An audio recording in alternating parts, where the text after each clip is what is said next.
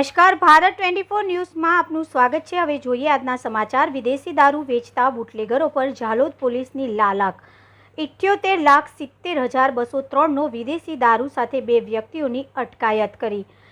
1,03,80,203 રૂપિયાનો મુદ્દામાલ પોલીસે કબજે લીધો। આગામી દિવસોમાં નવરાત્રી તેમજ દિવાળીના પર્વ નજીક આવી રહ્યા છે, જેને લઈને પોતાના ફાયદા માટે વિદેશી દારૂ વેચતા બુટલેગરો પોતાની તગડી કમાણી કરવા માટે વિદેશી દારૂનો જથ્થો ભેગો કરી રહેલ હોવાની બાતમીના આધારે દાહોદ જિલ્લાના પોલીસ અધિક્ષક રવિરાજસિંહ જાડેજા દ્વારા દાહોદ જિલ્લાની તમામ ચેકપોસ્ટ પર અલર્ટ રહી શંકાસ્પદ લાગતા આવતા જતા વાહનો ચેક કરવા સૂચન આપેલ છે, જેને લઈને ઝાલોદ ડિવિઝનના ડીવાયએસપી ડી.આર. પટેલ દ્વારા તમામ ચેકપોસ્ટ પર ચાંપતો પોલીસ બંદોબસ્ત ગોઠવી સતત બુટલેગરો પર નજર રાખી રહેલ છે।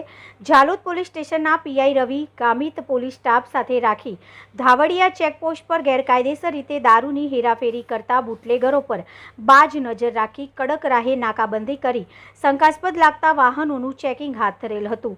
વાહન ચેકિંગ દરમિયાન ઝાલોદ પોલીસના પીઆઈ રવિ ગામિત દ્વારા રાજસ્થાનના મોના ડુંગર તરફથી આવતી અશોક લેલન ટ્રક RJ09JA 5662 નંબરના ટ્રક ચાલકને ઊભો રાખી ટ્રક ચેક કર્યો હતો। પહેલી નજર જોતા ટ્રકની અંદર બટાકાના કટ્ટા હોવાનું જણાઈ આવેલું હતું, પરંતુ પોલીસ દ્વારા બટાકાના કટ્ટા હટાવી ચેક કરતા પોલીસ ચોંકી ઉઠી હતી।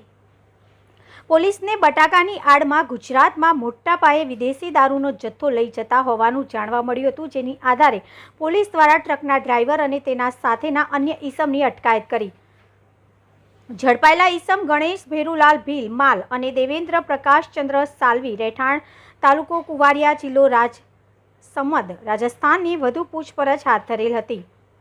પૂછપરછ દરમિયાન આ વિદેશી દારૂ રત્નલાલ કુમાવત રહેઠાણ ગોવાડિયા તાલુકો સરદારગઢ જિલ્લો રાજસમંદ એ ભરી આપેલ હોવાની કબૂલાત કરેલ હતી અને આ વિદેશી દારૂ રાજકોટ ખાતે પહોંચાડવાનો હતો તેવું જણાવ્યું હતું। ઝાલોદ પોલીસ દ્વારા ટ્રકમાંથી ઇંગ્લિશ દારૂની 803 પેટીઓ, જેમાં 23,778 નંગ વિદેશી દારૂની બોટલો, જેની અંદાજિત કિંમત 78,70,203 તેમજ વિદેશી દારૂની હેરાફેરીમાં વપરાયેલ ટ્રકની કિંમત 25 લાખ અને 2 મોબાઈલ 10,000 એમ મળીને કુલ 1,03,80,203ના મુદ્દામાલને જપ્ત કરી 4 ઈસમો વિરુદ્ધ કાયદેસરનો ગુનો નોંધી આગળની કાર્યવાહી હાથ ધરેલ છે।